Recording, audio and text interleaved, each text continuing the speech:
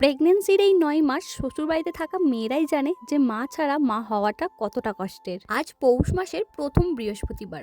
দেখতে দেখতে তো অঘ্রাণ মাসটা কেটেই গেল, আর আমিও আমার প্রেগনেন্সির ৮ মাসে পা দিলাম। আর এই অঘ্রাণ পৌষ মাসের বৃহস্পতিবার মানেই কিন্তু বাঙালি বাড়ির বউদের মধ্যে সকাল থেকেই একটা কাজের হুড়োহুড়ি। একটার পর একটা কাজ করতে করতে কিভাবে যে সকালটা পেরিয়ে বেলা গড়িয়ে যায় বুঝতেই পারা যায় না। সকালের বাসি কাজগুলো সেরে আমি কিন্তু খুব সকাল সকালই স্নান করে নিয়েছিলাম, আর এইদিকে আমাদের ঠাকুরকেও আমি সেবা দিয়ে দিয়েছিলাম।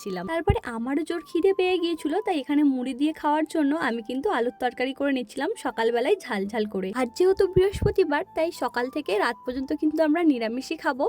আর দেখতেই পেলে এখানে কিন্তু আমি শুধু লঙ্কা ফোড়নে রান্নাটা করেছিলাম, মানে তরকারিটা করেছিলাম। এখন যেহেতু সকালে ঠান্ডাটা বেশ জমিয়েই পড়েছে, তাই কিন্তু দেখতেই পেলে আমরা কিন্তু রোদের মধ্যেই মুড়ি খেয়ে নিলাম। আমাদের এইদিকে কি বলে জানো, যে প্রেগনেন্সি অবস্থায় তুমি যদি রান্নার পরে এই উড়নটাকে সুন্দর করে লেপা দাও, তাহলে কিন্তু তোমার গর্ভের সন্তান আরো সুন্দর হয়। আজ সন্ধেবেলা একটু পিঠে হবে লাউ দিয়ে আর কি, তাই আমি লাউটা ভালো করে পেস্ট করে নিলাম আগে থেকে। মাই বানাবে যেহেতু, আমি একটু টুকিটাকি কাজগুলো করে রাখছি যাতে মায়ের একটু সুবিধা হয়। সত্যি বলতে শ্বশুর বাড়িতে কিন্তু বসে বসে খাওয়া যায় না, সে তুমি যতই অসুস্থ হও না কেন। যাই হোক, আজকের ভিডিওটা এখানেই শেষ করছি। তোমাদের সঙ্গে দেখা হচ্ছে পরের কোনো ভিডিওতে।